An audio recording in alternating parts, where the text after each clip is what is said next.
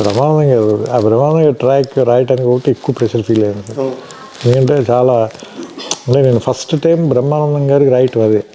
అంటే అప్పటిదాకా నేను రాసిన స్వయంవరంలో కానీ బ్రహ్మానందం గారు లేరు, నువ్వే కావాలో లేరు, చిన్నవతలో ఉన్నారు కానీ చాలా చిన్న పోర్షన్ ఉంటారు. పెద్ద ఎక్కువ సీన్స్ ఉండవు, 2-3 సీన్సే.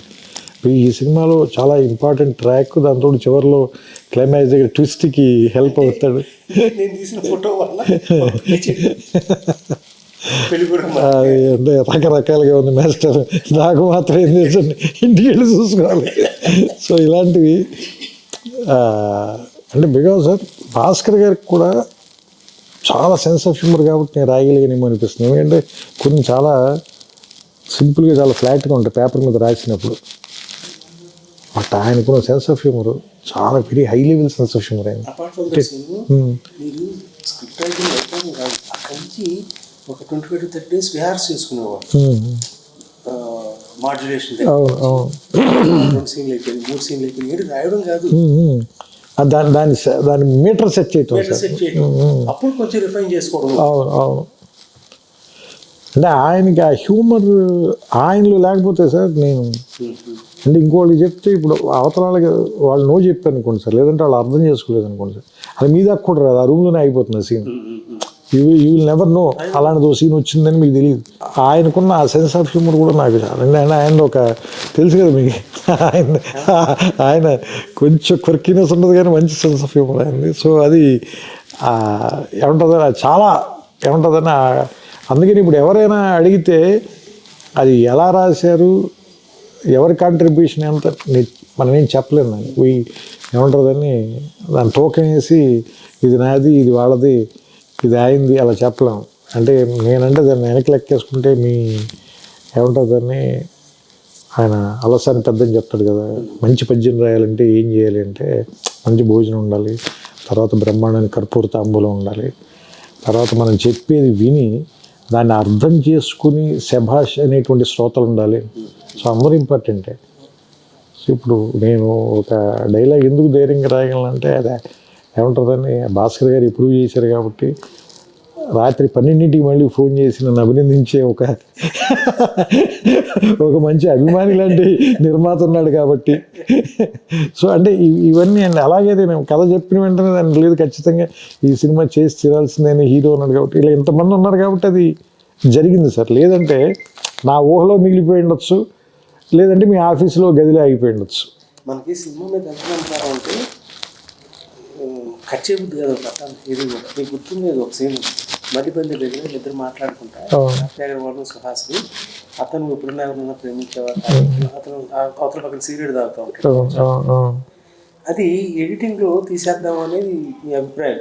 అంటే నేను కొంచెం మరి ఎట్టి పరిస్థితి ఇది అంటే అది రివర్స్ సార్. అది మీకు తెలుసు, సామాన్యంగా ప్రొడ్యూసర్ తీసేయమంటాడు, ఇన్సెక్యూరిటీ ఫీల్ అయ్యి లాగుతోంది తీసేయండి బాబు అంటే మేము రివర్స్ పోరాడాలి, లేదండి చాలా బాగుండదు. ఇక్కడ ఇది పూర్తిగా రివర్స్. అంటే మేము తీసేద్దాం అంటే లేదు మీకు గుర్తు లేదు, నేను భీమవరం నుంచి ఫోన్ చేశాను మీకు.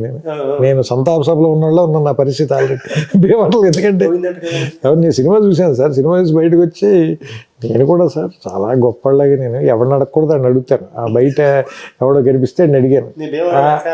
అడిగితే వాడిని 2-3 వారాలని అన్నాడు.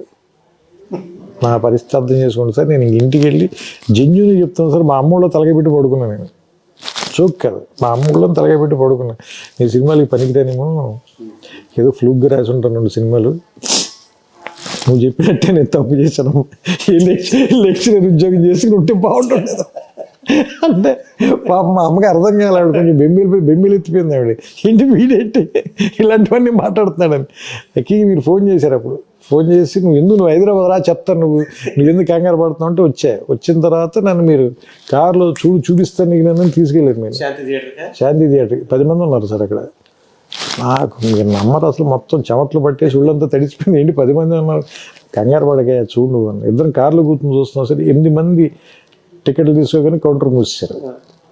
10 టికెట్లు 15 టికెట్లు కదా, 8 మంది మూసేశారు. అప్పుడు నేను కొంచెం ఏమంటుందని నాకు ధైర్యం వచ్చింది. వెళ్ళి అప్పుడు ఇద్దరం పైకి వెళ్ళి ఫస్ట్ షో జరుగుతుంటే వెళ్ళి ఆ తలుపు తెరిచి బయట నిలబడి లోపల అందరూ ఎలా రియాక్ట్ అవుతున్నారో చూడు, నీకు ధైర్యం వస్తుందని చెప్పి నన్ను పక్కన నుంచోబెట్టుకుని మీరు ఆ షో చూపించారు. అప్పుడు ఆ రోజు రాత్రి పడుకున్నా. లేదా పర్లేదు, ఏదో బాగానే ఉన్నట్టుగా ఉంది పరిస్థితి. అట్లాంటి ఈ సినిమాకి ఆ పరీక్షలు తప్పవు. అసలు నువ్వే కావాల్సిన తెలుసు కదా, ఓడియంలో పడంగానే అట్లుండే మేనేజర్ మా మామయ్య గారు అమెరికా నుంచి ఫోన్ చేశారు, కళ్యాణ్ నాన్న 2 వారాలు అంతే. ఆయన నాకు చెప్పలేడు, బాబు సినిమా బాగాలేదు. అది ఆడుతూనే ఉంది, 1 year ఆడింది అది. నాకు భీవరంలో, నేను అది భీవరంలో చూశాను సార్. భీవరం వెళ్తే భీవరంలో గేట్ కీపర్ ఉంటాడు కదా, నా అతను అడిగా సినిమా చూసి బయటకు వచ్చి చెప్పే కదా సార్, నేను వెతుక్కుని మరీ అడుగుతాను. అతను కష్టం సార్ అన్నది. కష్టం సార్ అని. అంటే ఎన్ని కష్టాలు నేను నడుచుకుంటూ వెళ్ళిపోయాను సార్ ఇంటికి. బండి మీద వెళ్ళాను నేను, సునీల్ గడు. నేను అక్కడి నుంచి నడుచుకుంటూ వెళ్ళిపోయా షాక్లో, ఏంటి ఇలా ఉంది ఇలా చెప్తున్నారు. ఆ తర్వాత సార్ అదే థియేటర్లో 300 days ఆడింది సార్. నేను మళ్ళీ ఆ 300 days దానికి ఫంక్షన్గా మేనేజర్ పిలిస్తే నేను వెళ్తే ఆ గేట్ కీపర్ సార్, నేను మీకు ఫస్ట్ డే చెప్పి గుర్తులేదు మీకు అన్నది. ఇది కష్టం అని చెప్పినాడేనా, ఆడు మర్చిపోయినట్టున్నాడు. నేను ఎలా మర్చిపోతాను సార్, విన్నది నేను కదా, నేను గుర్తుంది నాకు అనుకుంది. అంటే కొన్ని సినిమాలు అంటే డబ్బు తీసుకొస్తాయి సార్, కొన్ని సినిమాలు పేరు తీసుకొస్తాయి సార్, కానీ గౌరవం మాత్రం కొద్ది సినిమాలు తీసుకొస్తాయి. ఇందాక నేను చెప్పినది వాళ్ళు కూడా నువ్వు మంచిగా నేను తీసానంటే ఆ లుక్ డిఫరెంట్గా ఉంటుంది. అలాంటి రెస్పెక్ట్ తెచ్చిన సినిమా, డౌట్ లేదు అందులో. కిరణ్ కూడా వాళ్ళ డాడీ సినిమా తీసానంటే ఎంతో గౌరవం, ఆ చుట్టుపక్కల వాళ్ళందరికీ కూడా నీదే ఆ సినిమా, మీ నాన్నగారు తీసా. అదే మీరు ఇప్పుడు మీరు చెప్పారు కదా, రెడీ సినిమా చూసి పెళ్ళి, రెడీ చూసి పెళ్ళికి రెడీ అన్నట్టు అందరూ మన అబ్బు రాసి పెళ్లి చేసుకుని పిల్లల్ని తీసుకెళ్ళిన తర్వాత పెళ్లి చేసుకోవాలి, మీది one of his best lines అది. తన కాదు డైలాగ్ రైటర్ సినిమాకి. బట్ నేను చక్కగా నాన్న అబ్బురా చేసుకో. సో ఇదివరకు మనం రిలీజ్ చేసినప్పుడు ఆస్ట్రేలియా, యూకే ఇన్ని ఎక్కడ రిలీజ్ చేయాలి, ఆ రోజులు లేదు కదా, ప్రింట్ లేదు.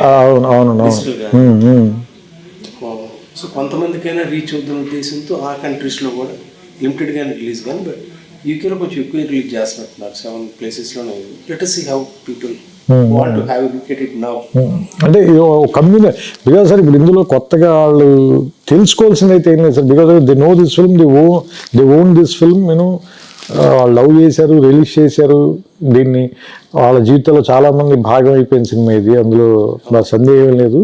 ఇప్పుడు ఏంటంటే కమ్యూనల్ ఎక్స్పీరియన్స్ కోసం సార్, అంటే ఎక్కువ మంది జనంతో, అంటే ఒక కుటుంబంతో కలిసి చూసే చాలామంది వాళ్ళ ఇళ్లలో ఓటీటీలోనూ లేదంటే టీవీలోనూ, ఇప్పుడు చాలా కుటుంబాలతో కలిసి ఓ థియేటర్లో చూస్తూ ఒక ఎక్స్పీరియన్స్ని రివ్యూ వచ్చాక చూద్దాం డిసైడ్ చేసుకోవాలని అవసరం లేని సినిమా కదా. సో ప్రెషర్ లేకుండా వెళ్ళిన సినిమా ఇది కూడా మంచి ఎక్స్పీరియన్స్ యాక్చువల్గా. అంటే శుక్రవారం వచ్చే మొదటి ఫోన్ కాల్కి భయం ఉంటుంది కదా, సో అలాంటి భయం అక్కర్లేని ఒక ఎక్స్పీరియన్స్ని కూడా నాకు తెలిసి నువ్వు నేను వచ్చి పిలిచింది మనకి. Thank you sir, thanks for everything. లేదు లేదు నిజంగా, ఎస్పెషల్లీ అంటే చాలామంది ఏమంటారు దాన్ని, చాలా గొప్ప పరిచయాలని, చాలా ఏమంటారు దాన్ని, దీర్ఘకాలం ఉండే సంబంధాలను కూడా ఇచ్చింది ఈ సినిమా నాకు.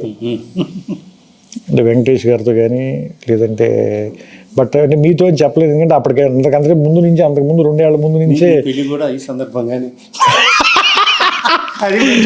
అది ఈ కథ మనం టీవీలో అది మీకు తెలుసు కాబట్టి మనందరం ఆ కుట్ర గురించి, ఆ కుట్ర కోణం మనిద్దరికీ శాస్త్రి గారికి తెలుసు కాబట్టి దాని గురించి ఇప్పుడు మాట్లాడవద్దు.